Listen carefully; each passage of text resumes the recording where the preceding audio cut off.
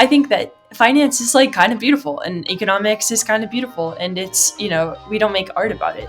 We just kind of pretend it's this big thing that we should just be really boring about and, tie our ties super tight and choke our necks out. But like, there's so much more that could be done to make people understand this stuff, and it doesn't have to be gatekept. And so I think like a lot of the response to my videos has been from beginners who are just like, wow, like I never thought econ could be this way, or like I never thought about the markets that way. And then I think for the older, like more established crowd, they're kind of like, haha, like we've known that the industry has always been kind of goofy, and here you are sort of calling it out to an extent. So I think there's a level of appreciation for that, and the markets have been just absurd over the past year, so it's been helpful for making absurd content. But I also think that finance, the whole space, just needs more art in it.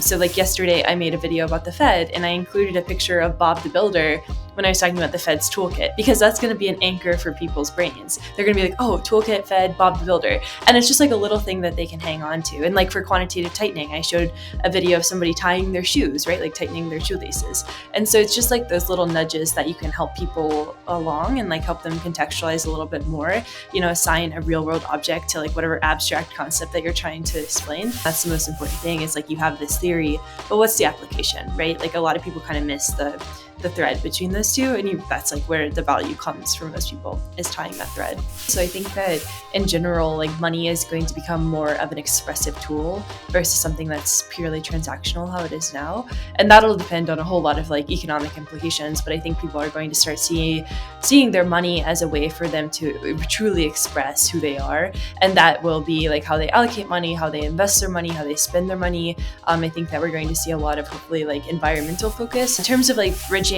the gap between like mainstream and finance. I think that it's just always talking about how this matters for everybody.